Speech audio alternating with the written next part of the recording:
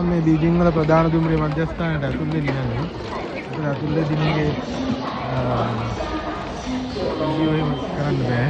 මේ අතුල මම තමයි උත්තරේ. එතන තමයි අපේ මේ බඩු මුට්ටු ගන්නේ.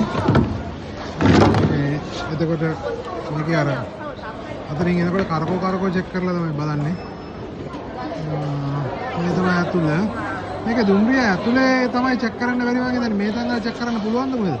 මේ වීඩියෝ කරන්න. බලමු. අර ඇතුල් වෙනකොට අර කැමරා ස්ථානේ බලන්න. අර කෙනාව වටේම කරකවල චෙක් කරලා බලන්න. එනවා. හොඳ දිනු ආරක්ෂක දෙවිතුන් යාළුවනේ ගන්නේ. බෑග් ටික අරගෙන.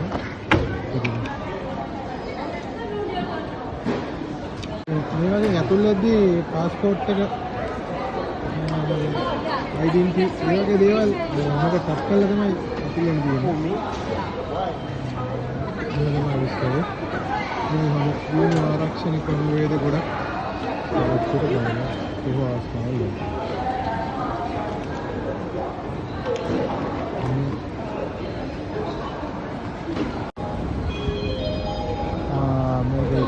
कार्य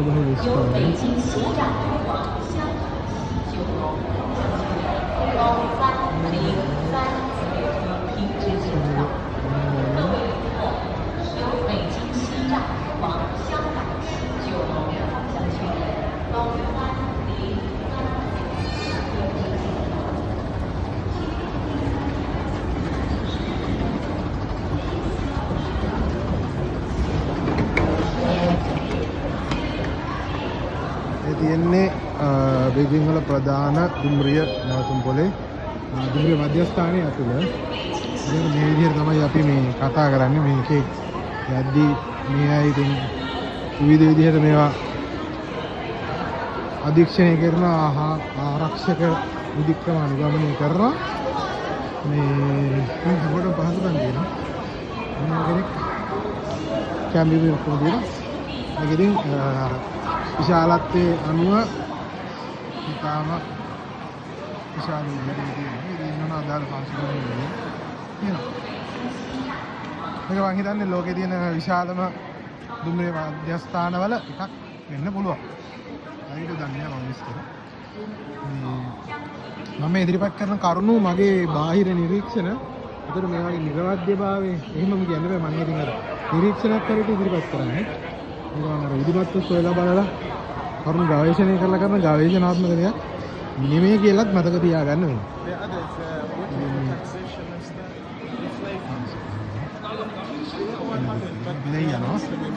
විතර කියන්නේ නැත්තම් නේ හොයාගෙන යන්න තියෙන්නේ.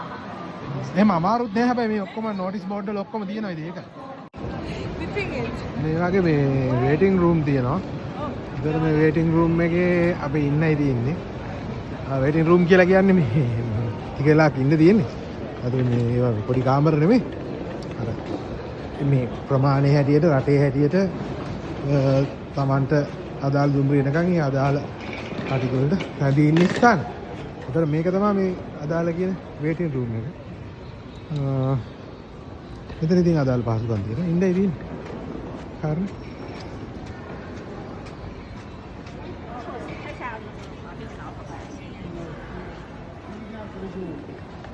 අපිට ලැබුණේ 9. මොකද අපි යන්නේ හුනාන් ප්‍රාන්තෙට. ඒකට අදාළ තව තැන් තියෙනවා. දැන් අපි කොහොම හරි ලැබුණේ 9. අපි ඒකේ තමයි දැන් මේ ඉන්නේ. මේ වේටිං රූම් එකේ ඉතින් මේ රටේ හැටියට මේ වගේ ගොඩක් වේටිං රූම් තියෙනවා. මේ විශාල දුම්රිය මධ්‍යස්ථානයනේ.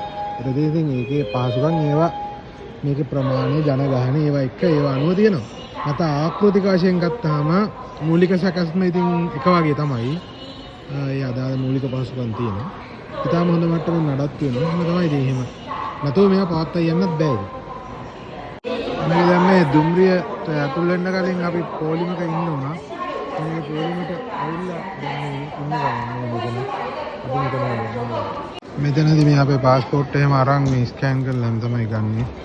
අපි මේ යුවන් තොටුපළට දුම්රිය මධ්‍යස්ථානයට ඇතුල් වෙනවා. ඒකේදී තමයි මේ විදිහට අතුරු වෙන්නේ. මේ තියෙන දුම්රිය මධ්‍යස්ථානේ. ඒකට මේක වෙනවා. No, for him, the system knows this passport. The system knows your passport, bro.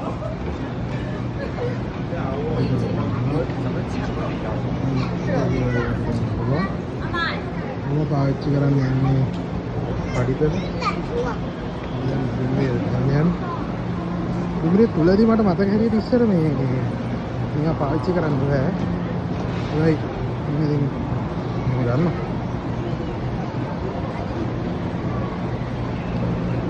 දුම්රිය පාගෙන ආවා.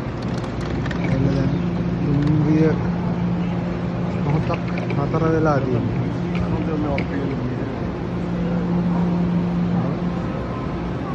මම කලින් කිව්වට මේ ශීඝ්‍රගාමී බුලට් දුම්රිය වල විතරයි දන්නේ මේ කොහොම හරි පුළුවන් හරි බැරි හරි එකක් තිබුණේ මට ඒක මතක නැහැ.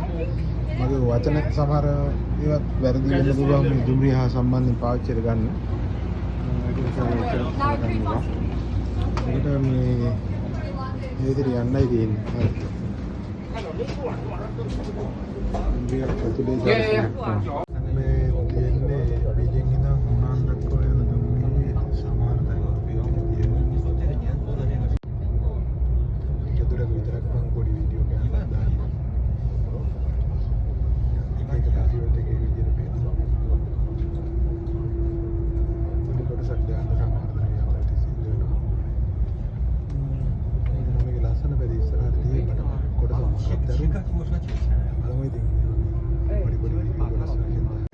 මේ හැම වෙලාවෙම ඇතුලේ කොටසක් කරගෙන මේක මුක් කරනවා.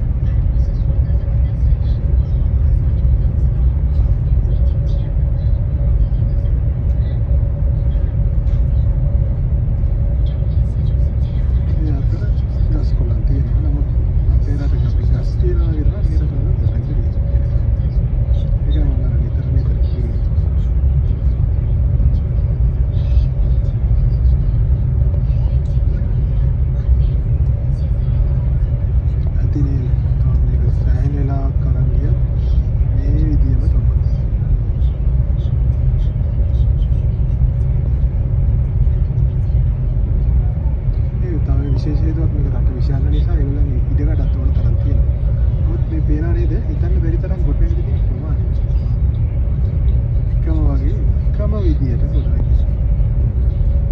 ලක්ෂ ගානක්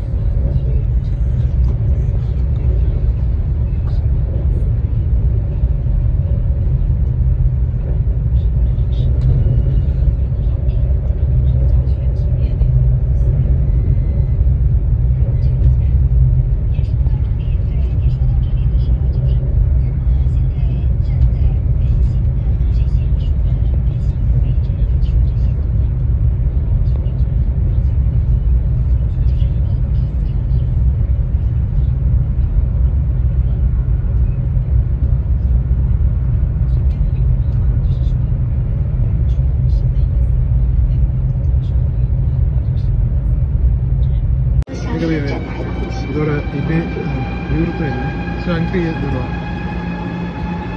දැන් මේ අදාළ මහතුම වලට ඇවිල්ලා ඉන්නේ.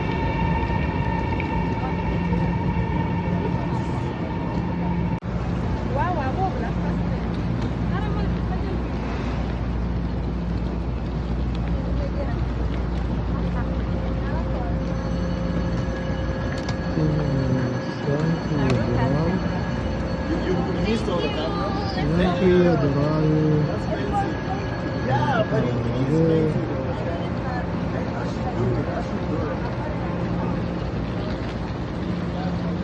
platform වලින් ආරක්ෂා පහර වෙනවා.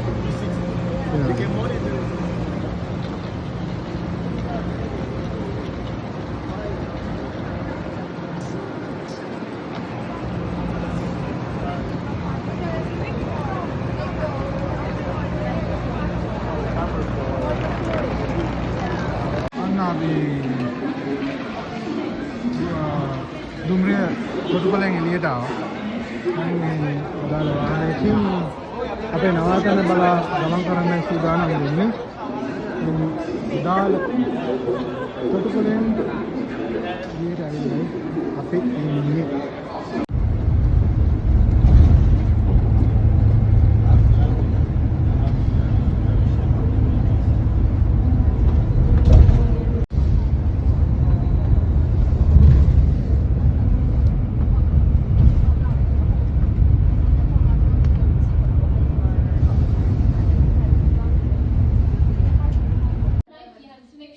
මේ තියෙන්නේ මගේ කාමරය.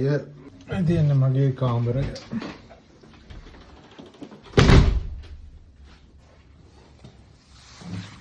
මෙන්න වගේ bathroom එක. මෙන්න වගේ ඇඳ කාමරය. මේ තියෙන්නේ මගේ කාමරය.